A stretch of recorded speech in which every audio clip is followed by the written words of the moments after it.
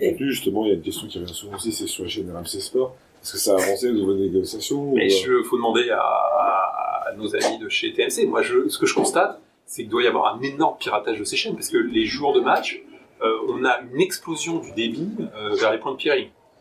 Donc, c'est-à-dire qu'on a l'impression qu'il y a peut-être 20% du trafic qui passe chez SFR et 80% passe en trafic pirate. C'est-à-dire qu'on a une consommation tout réseau de X, et à un instant de raison, on a une petite hausse de la consommation vers SFR, et une hausse 5 fois supérieure pirate.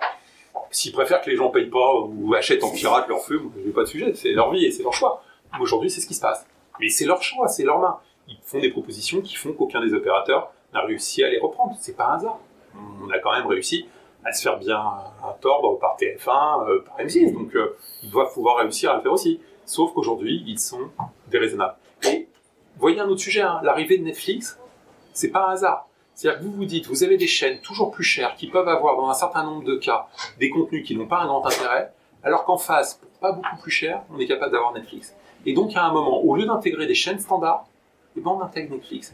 Mais on fait ça parce que les chaînes qui sont en place, les chaînes qui sont là, font tout pour qu'on aille dans ce sens-là. Ils font tous pour qu'on fasse ça. Les cartes pourraient être battues si Netflix hausse ses tarifs, augmente ses tarifs. Ouais, mais ils vont pas les augmenter parce qu'ils ont un parc. Ils rajouteront quelques dizaines de centimes. Ils vont faire dans ce sens-là.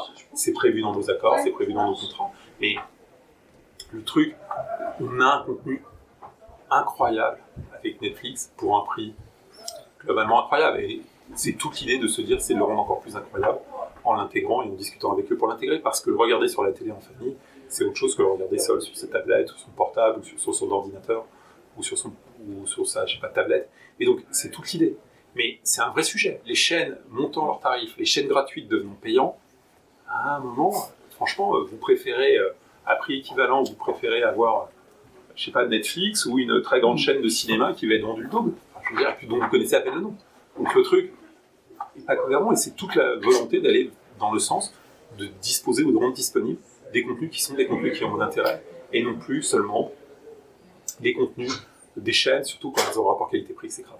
Est-ce que vous pensez que justement Netflix pourra un jour rivaliser dans les contenus sportifs, par exemple? Il faut demander à Netflix. On ne sait pas la stratégie de Netflix. Je crois que leur truc aujourd'hui, c'est de produire des séries de qualité. Mais on n'est pas à l'abri que quelqu'un ait une bonne idée un jour et crée des produits de type OTT intelligent et bon marché. Mais c'est peut-être aussi pour ça qu'on a acheté les droits de la Ligue 1, non? Amazon investit dans les droits sportifs, il me semble. Ouais, mais pas en France. Pas en France.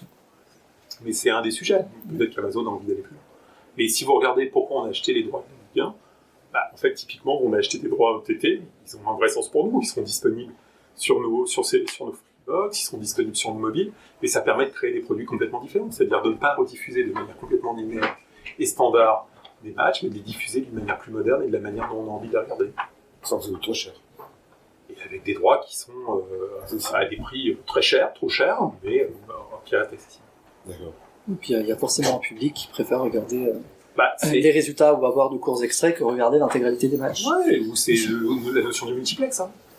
On a accès à tout le match en quasi différé, c'est-à-dire que dès qu'on appuie sur une touche, on le voit l'extrait, donc le truc est quasi direct en fait.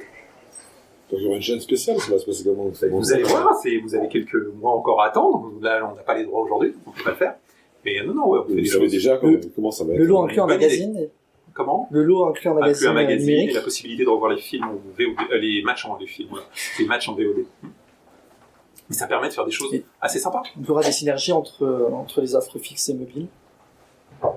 Je sais pas dans le sens où vous voyez la notion de synergie, mais c'est d'essayer d'inventer une application peut-être plus créée c'est un usage très mobile. C'est un usage très mobile pour un usage différent sur la télé, sur une télévision, et un usage différent sur le mobile. Mais bien sûr, on a les droits pour les deux, donc oui.